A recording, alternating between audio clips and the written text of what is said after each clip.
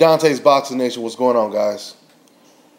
So, yep, turns out boxing judge C.J. Ross, she is stepping down from her ridiculous scorecard that she turned in after the Mayweather versus Canelo fight. And I think when they say she's stepping down, that's just a nice way to basically say the bitch got fired, which she should have gotten fired, right?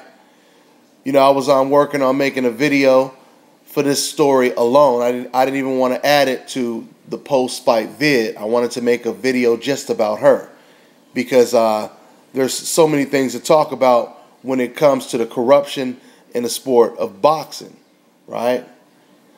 Now, you know, the thing with C.J. Ross, and I think she really had the nerve to pour salt into the wound when her only response was, I stand by my decision, right? Meaning she doesn't regret anything, etc., etc. Now, I remember when, what was it? I think it was one of the judges that did the Lennox Lewis versus Evander Holyfield fight, where that was that was notoriously, or I should say that was infamously, another big robbery, right?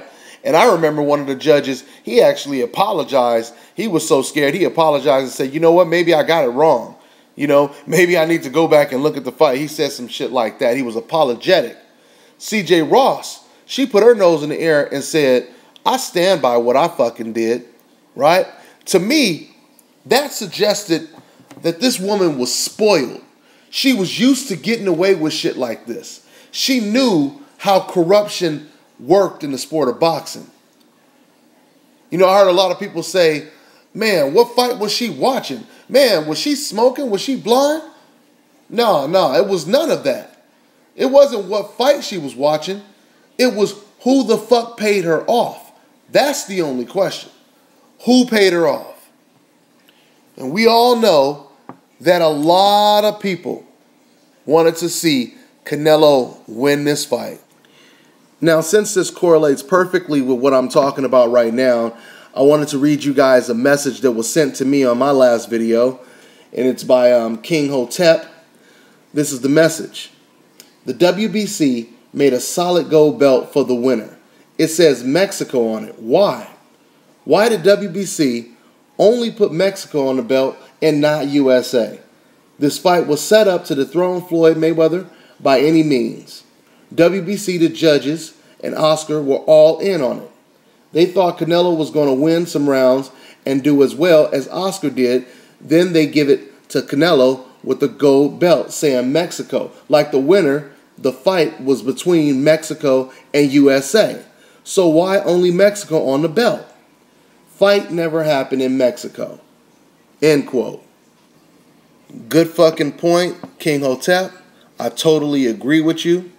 Another thing I thought was strange, because I never noticed it any fight before this, is the DJ was constantly playing Mexican ranchero music in between every single round of the Floyd Mayweather versus Canelo fight. But you know what? Let me get back into talking about corruption in the sport of boxing, since we're talking about all of this right now. You know, when it comes to corruption, the first name that pops up in my head right now, and it's sad because I like this guy as a promoter, but the first name that pops up in my mind is Oscar De La Hoya. And I'm going to tell you why. You know, Oscar De La Hoya, as smart as he is and as successful as he has, you know, ran his Golden Boy promotions, he is a very deceptive man. Very deceptive man. I mean, first off, all you got to do is look at his life. Look at the personal demons that Oscar De La Hoya is dealing with right now. I mean, you tell me if this is just me. But doesn't it seem like Oscar De La Hoya, with his image, his goody two-shoe image and all of that, doesn't it seem like he would be one of the last people you would think would be a drug addict? I mean, that's the way I see it. He does not seem like the type of person that would be a drug addict, having to turn himself into a rehab center, you know, right before the biggest fight of the fucking decade or whatever, right? This is when he decides to miss the fight and just up and turn himself into a rehab center.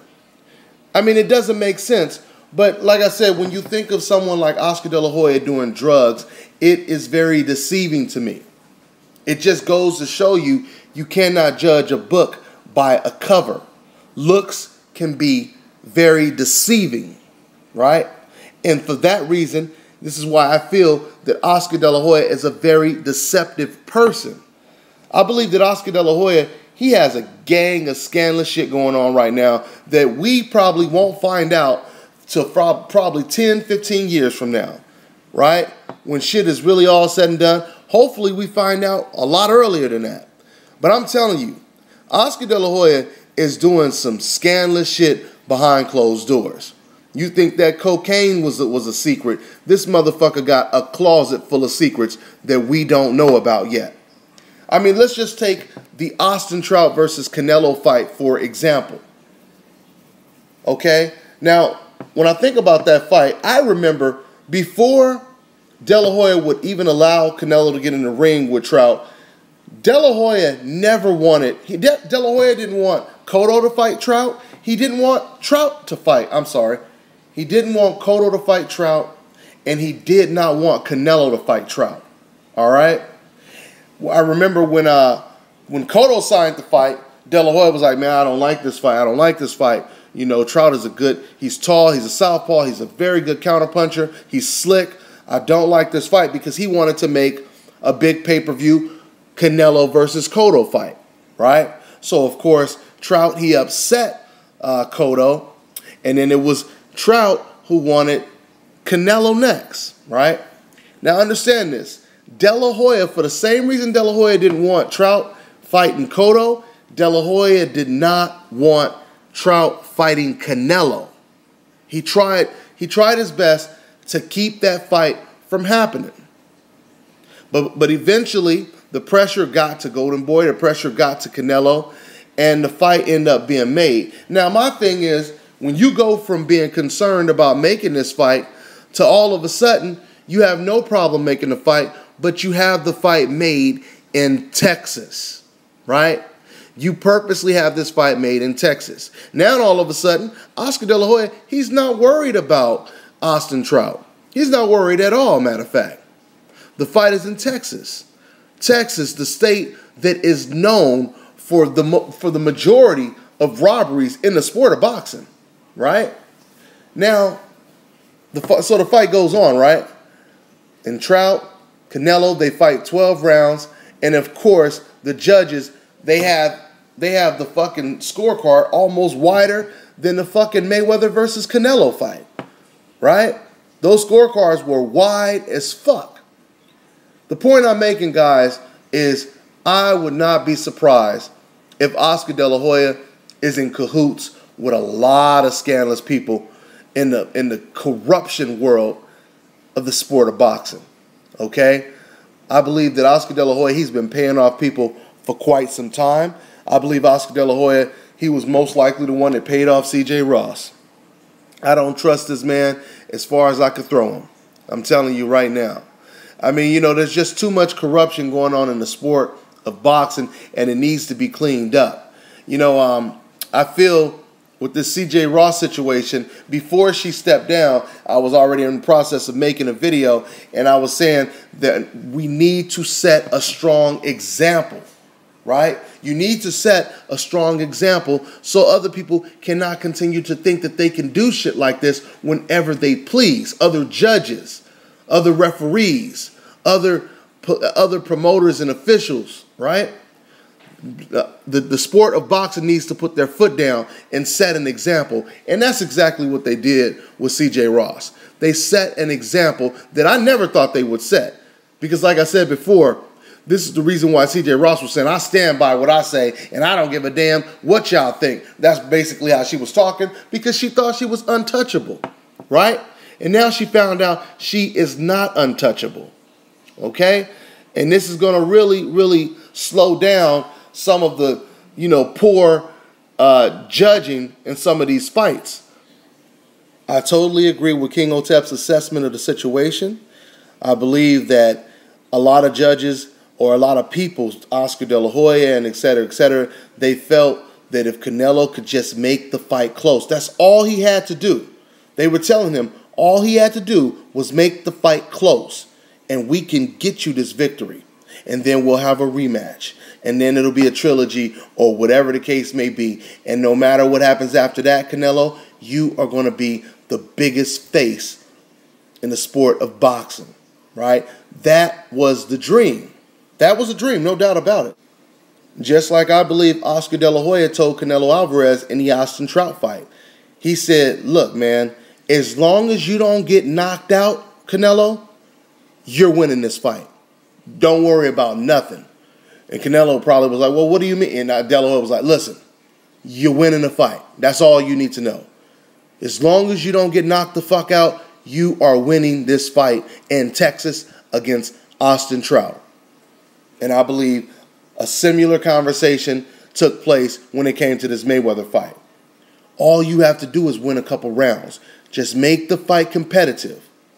But see, guys, this is once again another reason why Floyd Mayweather is so fucking great.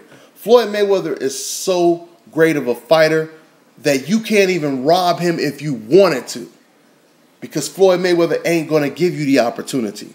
See, other fighters, they have given opportunities to these people so that they could be robbed, right?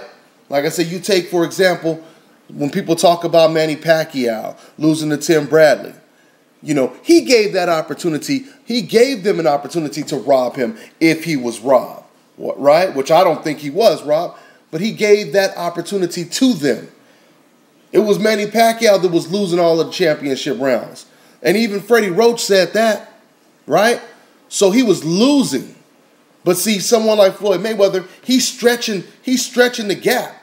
You know, he's widening the victory gap, right? He's doing better and better as the fight goes on. He's not taking his foot off the pedal and starting to lose rounds. No, he's doing even better as the fight progresses. And that is, like I said, one more thing that makes this legendary fighter Floyd Mayweather so fucking great. That's what you call truly untouchable. Even the corruption lords can't touch Floyd Mayweather. And another thing that once again we have to praise Floyd Mayweather when we're talking about all this corruption that's going on. You have the corruption with the judges, the officials, and then you have all of the people failing tests for Olympic-style drug testing. You know, Floyd Mayweather is the reason why a lot of this shit is getting cleaned up right now. Okay? So not only did Floyd Mayweather, you know, bless us with his great talent, skills, and his dominance, but he also contributed to cleaning up the sport, and he is the pioneer of doing it. You know, fucking people who hate Floyd Mayweather, you could say whatever you want, but Floyd Mayweather is the pioneer of cleaning the sport up. Since Floyd Mayweather first brought up, you know, drug testing, there have been damn near 20 boxers that have been busted for fucking, you know, failing tests and cheating.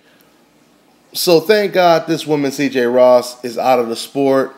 Maybe she could go judge some fucking tough man matches or some shit like that, but she won't be judging any professional boxing matches anymore. All right? So, you know, applause go to Nevada Athletic Commission or whoever it was who got this bitch out of there. Also, like I said before, man, you know, there's still a lot of work to be done. There's still, you know, a big pile of shit that needs to be cleaned up in the sport of boxing. And I just look forward to seeing some big-ass documentary come out of a whole lot of shit being revealed in the sport of boxing. Because, guys, let me tell you, it is a whole lot of shit going on in the sport of boxing. And slowly but surely, we're starting to clean this shit up. All right? So that's all I got to say on this one, guys. I'm on to the next one.